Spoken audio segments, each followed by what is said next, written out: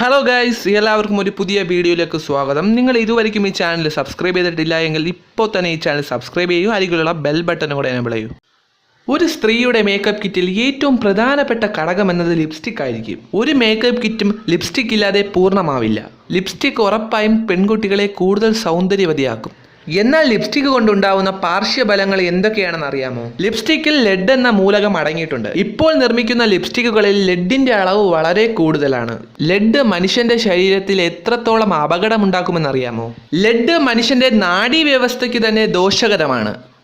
ഇപ്പോഴത്തെ മിക്ക ലിപ്സ്റ്റിക്കുകളിലും ലെഡ് ഒരു സാധാരണ ഘടകമായി മാറിയിരിക്കുന്നു. നാഡീവ്യവസ്ഥയിൽ ദോഷകരമായി ബാധിക്കുന്ന ഒരു ന്യൂറോ ടോക്സിനാണ് ലെഡ്. മസ്തിഷ്ക ക്ഷയം, ഹോർമോൺ ഇംബാലൻസ്, വന്ധ്യത ഇതൊക്കെ ലെഡ് കാരണം മനുഷ്യനിൽ ഉണ്ടാവുന്നു. ലെഡ് പോലെ തന്നെ ലിപ്സ്റ്റിക്കിൽ കാണപ്പെടുന്ന വേറൊരു കെമിക്കലാണ് മിനറൽ ഓയിൽ. ഈ മിനറൽ ഓയിൽ നമ്മുടെ ചുണ്ടിലുള്ള ചെറിയ ചെറിയ ദ്വാരങ്ങളെ ബ്ലോക്ക് ചെയ്യുന്നു. അതുവഴി മാരകമായ അസുഖങ്ങൾ വരെ നമുക്ക് വരാൻ സാധ്യതയുണ്ട്. ഇതുപോലെ തന്നെ ലിപ്സ്റ്റിക്കിൽ കാണപ്പെടുന്ന മറ്റു ചില മൂലകങ്ങളാണ് കാഡ്മിയവും മെഗ്നീഷ്യവും ക്രോമിയവും ഒക്കെ. ഈ മൂലകങ്ങൾ മനുഷ്യന് വളരെ ഡേഞ്ചറസ് ആയ 3 മൂലകങ്ങളാണ്.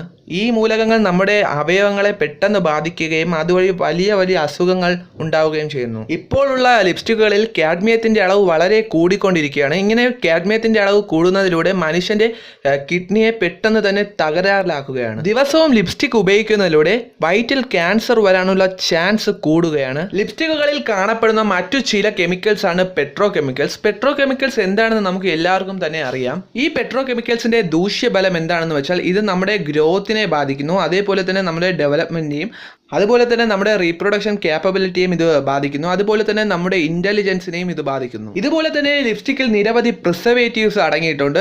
ലിപ്സ്റ്റിക്കിൽ അടങ്ങിയിരിക്കുന്ന പ്രിസർവേറ്റീവ്സ് എന്തൊക്കെയാണെന്ന് വെച്ചാൽ ഫോർമാൽഡിഹൈഡും പെരബൻസ് എന്ന് പറയുന്ന 2 പ്രിസർവേറ്റീവ്സ് ആണ് അടങ്ങിയിട്ടുള്ളത്. ഈ പ്രിസർവേറ്റീവ്സ് മനുഷ്യന്റെ കണ്ണിന് വളരെ ഡേഞ്ചറസ് ആണ്. അതുപോലെ തന്നെ നമ്മുടെ സ്കിന്നിൽ ഇത് ഇറിറ്റേഷൻസ് ഉണ്ടാക്കുകയും ചെയ്യുന്നു. ഇനി പറയാൻ പോകുന്നത് ലിപ്സ്റ്റിക്കിന്റെ വലിയൊരു ദൂഷ്യഫലം തന്നെയാണ്.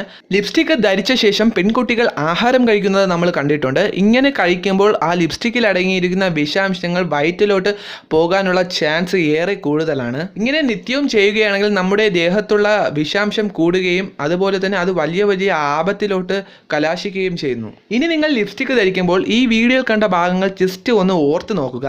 അതുപോലെ തന്നെ ഇനി നിങ്ങൾ പുതിയ ലിപ്സ്റ്റിക്കുകൾ മേടിക്കുമ്പോൾ മാക്സിമം കെമിക്കൽസ് ഇല്ലാത്ത ലിപ്സ്റ്റിക് നോക്കി തന്നെ മേടിക്കാൻ ശ്രമിക്കുക. ഈ വീഡിയോ നിങ്ങൾക്ക് ഇഷ്ടപ്പെട്ടെങ്കിൽ തീർച്ചയായും നിങ്ങൾക്ക് ലൈക്ക് ചെയ്യാം. അതുപോലെ ജസ്റ്റ് നിങ്ങൾക്ക് ഈ വീഡിയോ ഒന്ന് നിങ്ങളുടെ കൂട്ടുകാരിലോട്ട് ഷെയർ ചെയ്യാവുന്നതാണ്. അതുപോലെ തന്നെ ഇനി എന്തെങ്കിലും പുതിയ ടോപ്പിക്കിൽ വീഡിയോ ചെയ്യണമെന്നുണ്ടെങ്കിൽ തീർച്ചയായും നിങ്ങൾക്ക് ആ ടോപ്പിക്ക് കമൻറ്റ് ചെയ്യാവുന്നതാണ്. ഇനിയും ഇതുപോലുള്ള വീഡിയോകൾ ലഭിക്കാൻ നിങ്ങൾക്ക് ഈ ചാനൽ സബ്സ്ക്രൈബ് ചെയ്യാവുന്നതാണ്.